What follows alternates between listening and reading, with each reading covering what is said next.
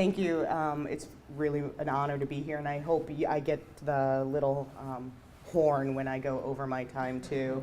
I'm going to share with you a very non-linear design process that is still evolving and told in a hopefully honest but humorous format. I'm also on the start end of a cold, so I really also hope not to fall over today. And if you have questions, I will not shake your hand. I'm not trying to be rude. I'm trying to keep you very, very safe. And I hope none of that will mask the serious consideration that I give to this profession, this world, and everyone we have in the firm on a daily basis. Because I started the firm to explore the influence of architecture as small or as large as the context allows. And our firm negotiates these boundaries between multiple interpretations and effects of climate, and we do so by not talking about the weather. When we don't talk about the weather, we start by talking about things such as food.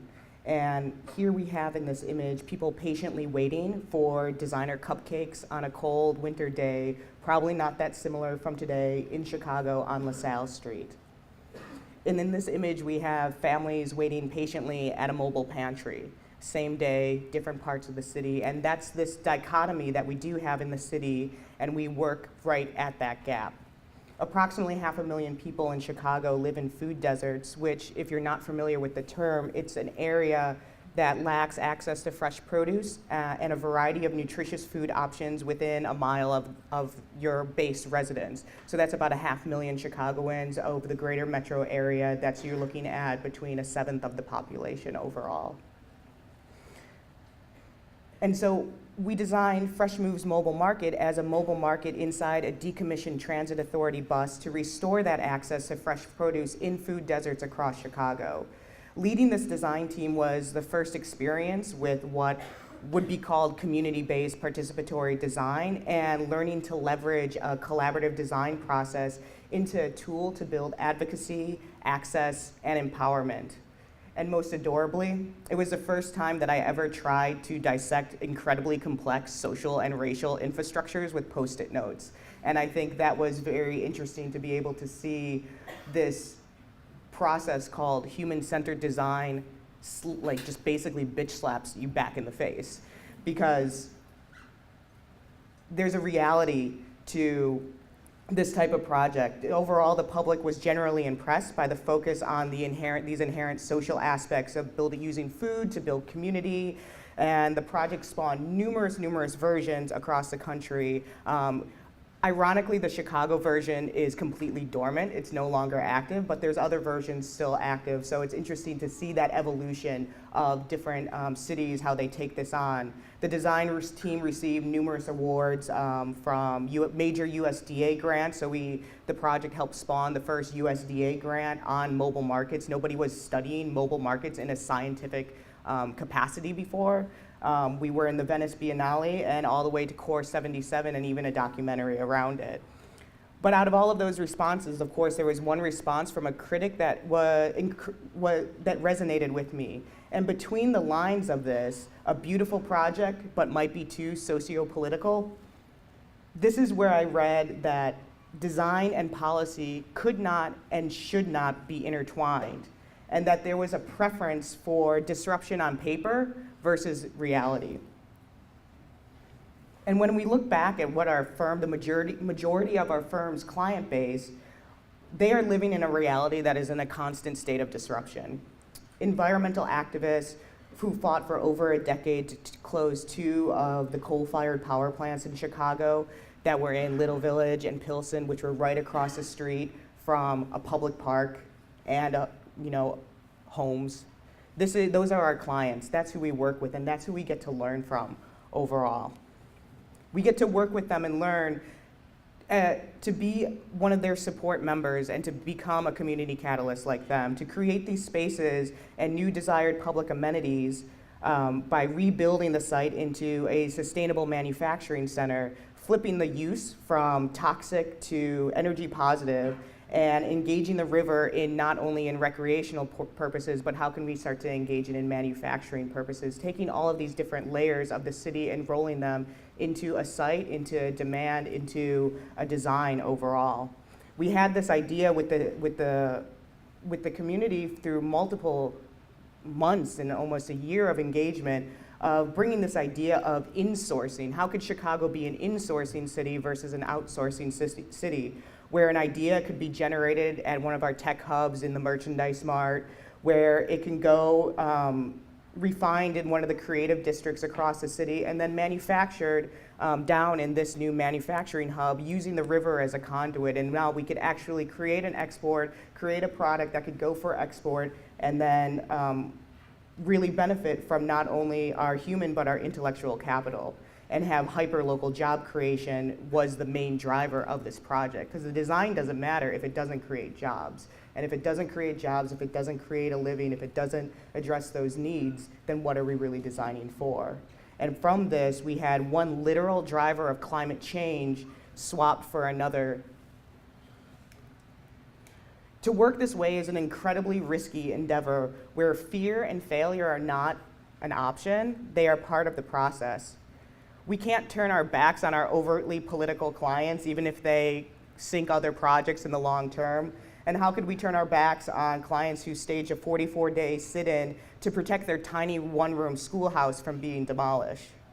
This little annex next to a failing school housed the impromptu library for the school itself. At that time, and still today, over 150 Chicago public schools don't have a library in all. They're moving from physical library to overcrowded space to just being closed. And then this also worked not only as a library, but for after-school programs, ESL programs, and overall a safe haven to create and adapt and maintain immigrant identity in a community. Working with this client and with this neighborhood, we worked with them quickly to assemble viable options for renovation because a clock was ticking. Using the allocated funds that they had, and even simply translating the existing life safety analysis, like even these really simple things, into another language so everyone could understand them. And we found that empowerment can come at all these different scales of the project. And it was completely powerful to see how that could transform one space into essentially a model that could be used across the city itself, because this little outcropping of a building is all over the city. Little field houses, little 1,000-square-foot buildings, there you see them, you know them as trailers.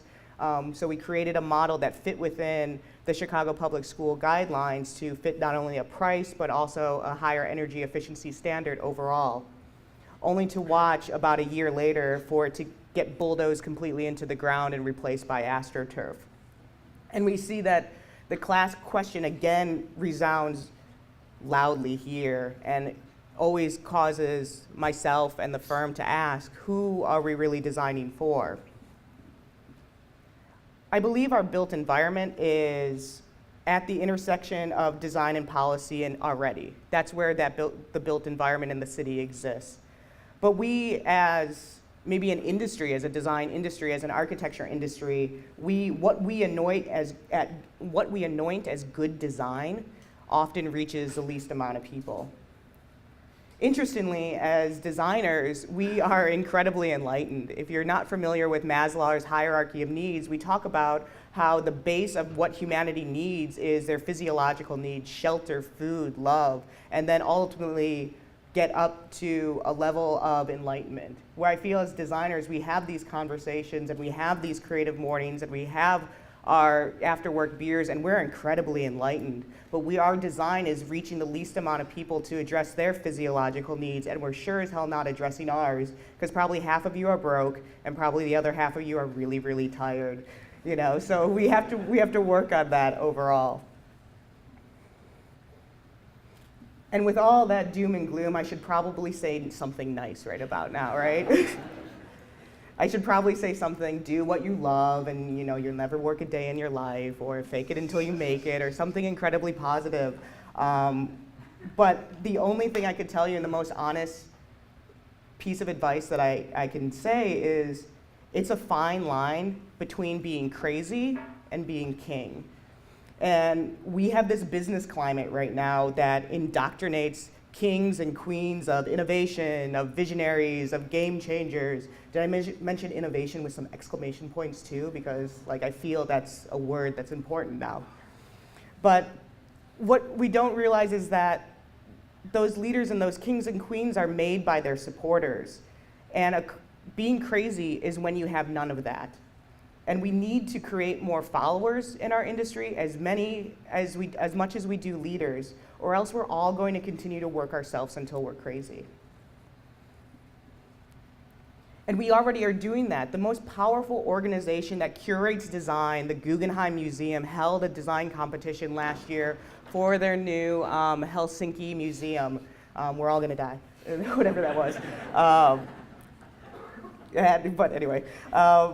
And of this organization that curates design, you could see that they don't value design. First, by holding an open competition for architects across the world to design a museum for free. So we love you. And then when our work is whittled down to a series of adjectives, when you went to the site, the competition website, you could sort all the entries. And it was a series of adjectives that you could sort them by straight. Does the design look like a pyramid?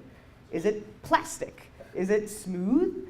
And when I don't want to live in this world where the value of design isn't even represented on the organization that curates design to the highest level. I don't see equity. I don't see space. I don't see any emotive qualities at all. And I really don't want to work and live in a design climate where I could sort work by shiny the same way that I could sort cat toys on Amazon. And I'm sure you don't want to do that either. And so this challenges us. This challenges us to even take the smallest initiatives that we have and work them into a design system, whether that takes years or months or lots of hours. And that's the difference between weather and climate. Weather is temporary, climate is long-term. And we're in it for climate change in the end, really.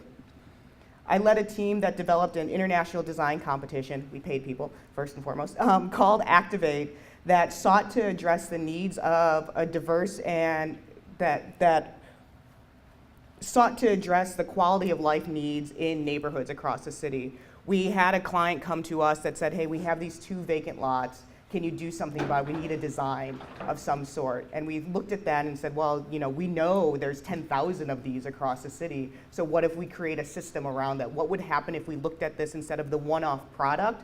What if we created something that could be replicated? And so with the Activate Design competition, we challenged individuals to transform this space into something that was a public space that was universally accessible and could last 1 year. The installation had to last 1 year through all of the Chicago seasons, no matter how many times they come during the day.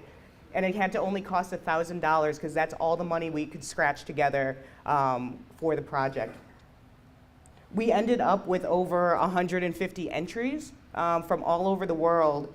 And I led the team to develop this competition with the goal of the installation to continue the dialogue about open space and how design can be a catalyst for the creation of meaningful and joyful places that facilitate community engagement.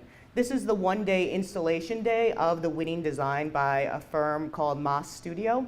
And what I love about this photo is that the 2 people in the foreground that are working on these undulating boxes, planter boxes, it's very simple. Plants, plywood, paint, that's it. And if you know anything from design school, if you know it's not gonna look very good, just make it red. And so that's what we did, But the 2 people in the foreground are actually the only volunteers for that day. Everybody else in the background, that's analog social media. So somebody gets off the bus, walks by the site, sees something going on, goes home, drops off their bag, brings 2 friends, those 2 friends go home, bring somebody else, somebody calls someone. And so we had all of these volunteers and it turned into a party. It was instantaneously what we hoped it would be. And so we realized that it's not the voice of the city that was being heard, but it was the vice of the city that was being sold. Because what we just did and what we saw and what the community showed us is that it could be replicated everywhere. And if we want to change the narrative of this neighborhood, if we want to change the narrative of our city, we had to change the storyteller. So same neighborhood, different bulldozer. Within 6 months of that installation going on site, the community rallied to raise over $100,000 and the legal right to transform those 2 lots. So 6 months to raise $100K from $1,000, what is that? That's like 1,000%, return on investment, right? I would think there's venture capitalists here that would drool over that right now to have that. And the site is now what it is today. It is a community garden. It is a productive landscape. It is a safe haven. It's an incubator of food-based businesses. So we've had 3 new companies come out of that space. 1 that works in construction, 2 that work in urban landscape and food systems. So that's a business generator from this little itty-bitty site in the neighborhood, and it became a cornerstone of identity. And so when you get a good result like that, you have to try and replicate it, right? That was back in 2010. We've been replicating that same initiative for the past 5 years, and this year we will launch a large-scale partnership and new public-private design entrepreneurship where our firm will be transforming over 500,000 square feet of Department of Transportation old public spaces to bring those kind of small-scale activations broadly defined across about 30 different neighborhoods in Chicago. This is a diagram of all the various sizes of public space that we have in Chicago, from Millennium Park to Maggie Daly to Northerly Island, the very long one. Lucas Museum, there's a small little sliver, that's the Riverwalk. And then ours is on the far right, all of those little plazas scattered all across the city that we're looking at. Now that might not seem too impressive, so for the spatially challenged, we decided to rationalize all of the sites to show the relationship between size and money. And we found that within this, so the green is the money for the honeys, right? And then the black area is actually the landmass. So when you put them all together, we're not that much more, we're right on average of the same size as all comparable public spaces in the city. But what we found, we're the only one on the right, the one that you can't see any of the green because it really kind of doesn't exist. We're the only one that first of all is inverted, and then what we realized, the city is literally not giving a dime to the initiative. It comes out to 8.7 cents per square foot capital public funds that are going for this. So we actually get to design the first urbanism startup, whatever that might be, as part of this. And it translates to about 12 acres of land across the city, which is almost double the area that is being debated right now for the presidential library. So maybe some of those funds could come this way. Just putting it out there in case anyone knows the president and would like to help out. And why we're doing this is because we want to launch one of the most seemingly simple installations on these public plazas. It started because I just want to buy stuff. I'm a consumer, I want to buy stuff. You look at something that's vacant and be like, why isn't there a business here? Why isn't someone that works in one location, why aren't they selling here? Why can't I get ice cream in normal places? Why, it's just could have so much more potential. And so we've been working with the city for the past year and a half to bring what we call boom boxes. So there's small nomadic retail installations that are going to support small businesses and enhance these public space installations through a process called creative placemaking. And so we will be the first time, because it's completely illegal to sell on public property. You can only do it in the park district, and you can only do it with specific permits, and that's why we don't have it. We haven't had it, so we don't actually know that it could exist. And so what we said is very simple, can we make this happen? What do we have to do? It takes 8 different departments, and it will be the most anticlimactic 200 square feet that you will probably ever see, but you're going to get ice cream, and you could rent it out, and you could support your business, and you could share it with your friends, and we're very excited about that, because that's a way that we could show through this public-private partnership with the city different ways that they could generate revenue. It doesn't have to be all advertising as billboards. This is advertising to support local businesses, to support small neighborhoods, to make the city and the identity, bring that back to multiple locations across the city and bring back our identity as a city.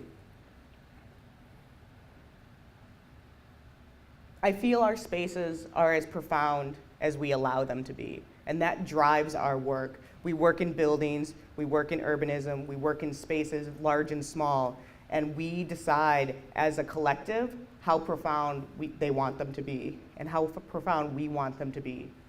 We're citizens in, all of us are citizens in and designers of this city, and we have to not decouple those two. Even if it gets tense, even if it causes friction, we do have to live in this space, and that's our role as designers, is to make that ultimately better, no matter how hard that could be. And because they could be profound, we've realized over the years, and it's almost sacrilegious to say, like, the answer doesn't have to be architecture, and it doesn't have to look like architecture, and it doesn't have to last forever. These ephemeral experiences start to create our collective memory. So if I say that we have impact, we actually have to measure that, or else I'm just talking shit, right? So last year, we started a process of analyzing all of our projects from 2010 onward and figuring out what our design priorities were. You know, coming out into this field on time, on budget, gets in a design magazine, gets an award, that's like a baseline, right? And it's not even a very good baseline in our profession because we have this whole entire industry called value engineering. So if we can't even design shit on budget, then that whole entire industry wouldn't exist, and then we're not doing our job very well. So that's my personal opinion about that. But we wanted to look at what are our other design priorities that our projects should be looking at, and we started to frame it down to 7. Engagement. What was our community engagement level? How are we influencing education and education, K through 12 education, or even design education at the higher levels? What are the economics of the project? Let's look at that. Money talks, we know that, and so let's not try and fight it. Are we creating jobs? Are we bringing people in? Are we training people? How are we using that and leveraging that? Culture, we look at how we're integrating arts and culture into our projects. Are we creating opportunities for artists to thrive or share their work? What are we doing from a policy standpoint? Are we changing policy? Are we aligning policy? Are we showing other options and resources that could be available to influence policy? What are we doing from a health standpoint, a health and wellness standpoint? How is this contributing to transit-oriented development, walkable neighborhoods, healthy lifestyle? How are we influencing that? And then also transit specifically, how does that, how are we promoting alternative transportation in our projects? And so, or reusing, in the case of Fresh Moves, reusing a decommissioned piece of transit infrastructure and showing an option for what a city could do with these disused pieces of infrastructure and how that could transform into a new model. And so we looked at all of that and started to break down our projects based on these particular design priorities and have that available for people to see in our annual report that's coming out next week. And it's frightening to go back. It's frightening to go back and to have post-occupancy evaluation and to find out, the day you walked off the site and what you thought you did in your head is really just only what you thought you did in your head.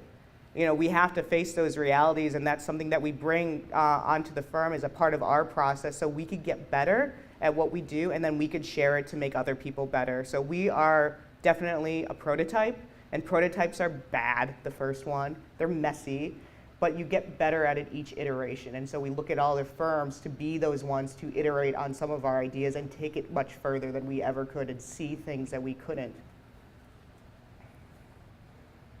To do this requires us to apply integrative thinking to all of our planning and policy models, to let the design conceive these dialogues on sustainable living solutions that combine the architectural and urban issues with direct stakeholder involvement, and let design support whatever radical solutions that we might find, our clients might find, we might find collaboratively, or you might find after this event, and that extend beyond that traditional footprint of our spaces and places and into these systems that stifle us.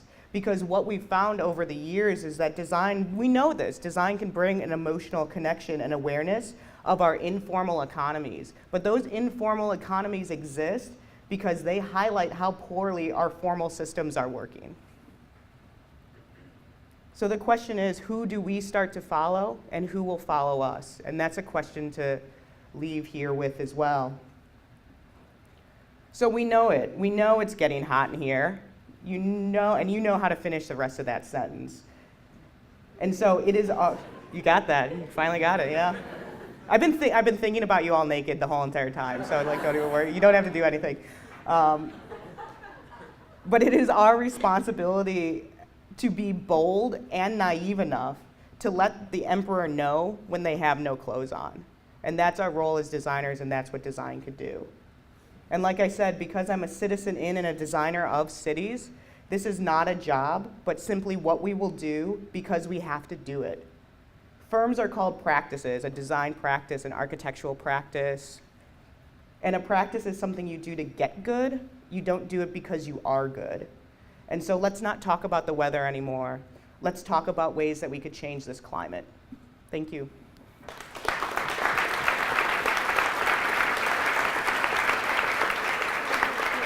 Yeah. So if someone asks a question, will you repeat it? And then Yeah, I will.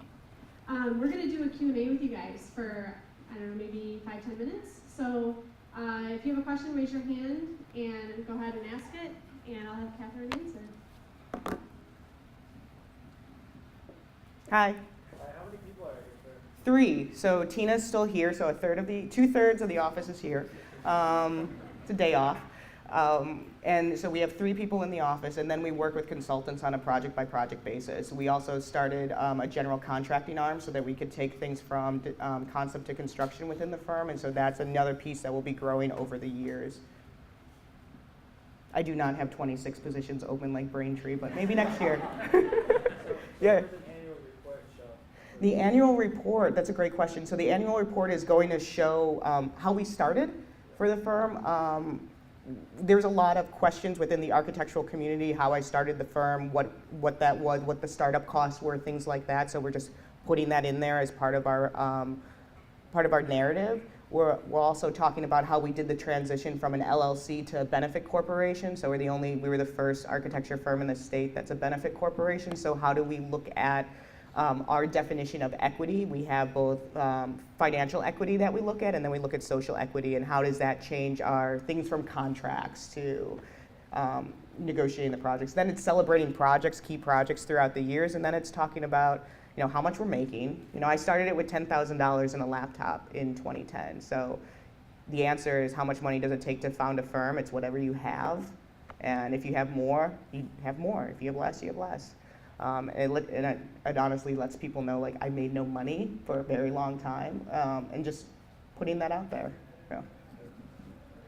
Yeah. How are these organizations finding out about you? Like the planter box thing that you did, how they know to reach out to you to say, hey, how can we use this? Yeah, so the question was, how do organizations find us? That is a great question. I'm just starting to figure out the answer to that.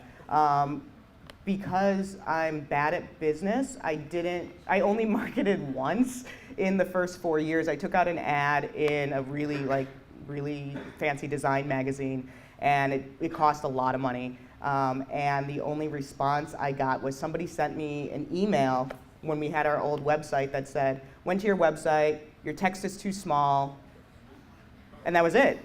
So I paid about $3,500 to get insulted, which I'm pretty sure my family does just for free. So we didn't do that anymore. We didn't market anymore. And so where the first 4 years came from was word of mouth. So that first project, how it came is honestly, the first couple projects came from random Googling. Like, we signed up, put our word out there, and so I guess it was Kismet, the first projects, and then that community that I work with of executive directors, development directors, they talk to each other, and there weren't a lot of architecture firms that were, and design firms that were talking to them, so they just passed our information around, and now we're actually looking at how to be strategic about our marketing, where we actually market, we make a strategy, and we have outreach not only to the organizations and the community members that we're working with and grow that, but then also strategically partner with much larger firms, because we're competing against much larger firms now.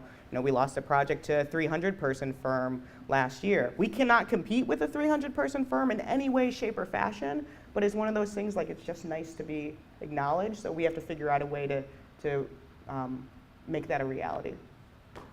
I'll go way in the back, all the way by the B in Braintree.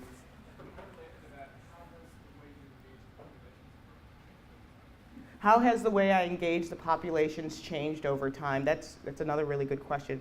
So we've really learned how to listen. I mean, what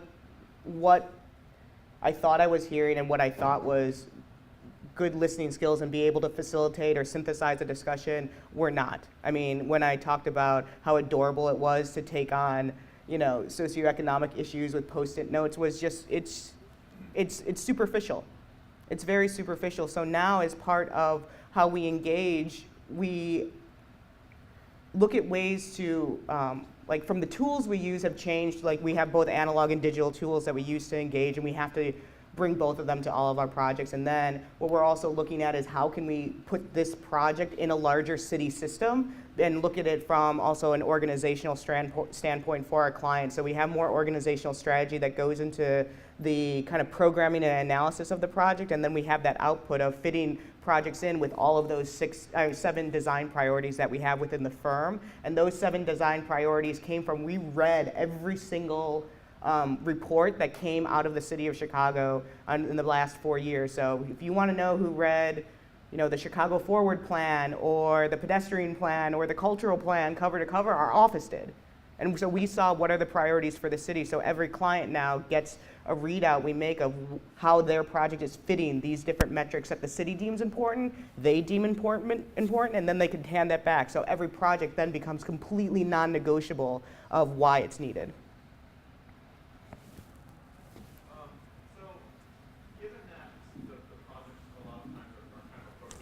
Mm-hmm. And finding that middle ground between things. How do you frame success and failure? Like going possible outcome of something you bulldoze. That's a failure. It's just. So did you build that in to the project in a sense where that's a possible outcome? Yeah. So the question was, how do we determine successes and failures in a project? We do build those extreme cases in, and to both of the questions, we didn't really think those extreme cases existed at the beginning. I really didn't understand the minutia of politics that existed around these projects and thought maybe clients were exaggerating or a little paranoid or things like that. But when you actually saw it and saw it happen, then it changed a point of view. It completely changed a point of view. So now we have to have those discussions and talk about what those underlying histories are. What are, like, you have to get into the history of Chicago politics. I mean, for us, for the Boombox initiative, we had to go back to ordinances that were starting to be put in place in the 60s, in the 70s to figure out how did public space get completely regulated in the way that it is. And because nobody knows, there is no institutional memory anymore. So we have to do that. And in terms of successes and failures, our success did it make the organization stronger? I think we're less tied to if the project actually gets realized than if it made the organization stronger, because we have projects that didn't get realized, but then changed an organizational strategy which helped them raise, millions of more dollars or shifted something within that. So that's a success for us. And I don't think any of our projects really die. If you're a designer and an architect long enough in one place, if you stand still, it'll eventually come back to you like a boomerang. So since Chicago is pretty much where we're committed to, at least for the next 5 years, if not 10, if not more, everything comes back around. Or we get to apply it elsewhere, and that's a success to be able to take a strategy and use it as a jumping off point for another conversation. So that's where we prototype and reiterate on our previous prototypes. The social needs around us are all so great. Mm-hmm. How do you keep from being overwhelmed? How do you Never said I wasn't. What was the second part? How do you choose what you decide to address? Yeah, how do I keep from being overwhelmed? How does the firm keep from being overwhelmed? And how do we choose what to address? Well, this is the 5th year of the firm, so it's still a startup year. So if you wanted a doghouse, I would design you a doghouse. So there's kind of some of those, we're not super picky in some ways, but we're really starting to see the contradictions in projects come into the office, where we have some that might be on a private side, will be competing against an initiative that one of our public clients is looking at. And so we're seeing that now. We're having to figure out how do we deal with that conflict and what do we do. So that's new to us now. It absolutely overwhelms, I think, everyone in there. I don't know, how do you feel, Tina? Okay. I mean, we have it because there's stories, because you connect with people at such a level, you understand what the building and the space serves. It doesn't serve the person with the checkbook, it serves a whole entire community.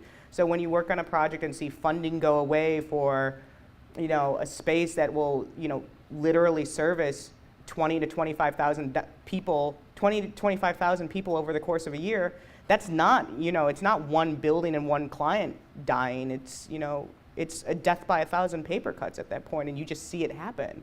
So that's where we decided we have to figure out ways to be more political and maybe find a way to stabilize the process.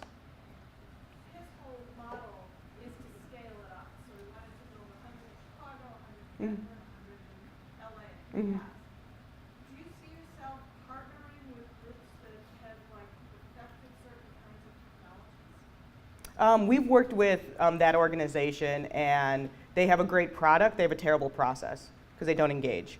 And so I could look at that firsthand, and that's my opinion on it. I think how we scale up and what we're doing, the individual public space iterations will ultimately be our own product. So we look at that from a manufacturing standpoint, and then also from the boombox and those pop-up kiosks. That's everything is internalized. So we're creating our own manufacturing system that's partnering with organizations that provide job training, that provide veteran transition assistance. So we're creating our own social enterprise because first, it doesn't exist.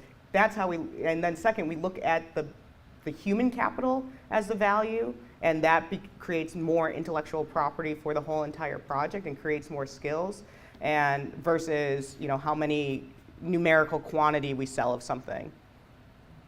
We're still going to make a profit. But we're going to do it and have we want to create a system, and that's what we look at. We want to design for systems within our work. When we're designing a space, we're designing a system at the same time, and that where we have scope creep constantly in all of our projects. I don't think we know how to be just a plain old architect anymore. We're an architect plus XYZ, and I think that's what sets Latent Design apart, and that's what we want to continue to grow, and we won't know the answers at every step of the way, but we hope to create them, share them, and then have someone do it much, much better the second time around.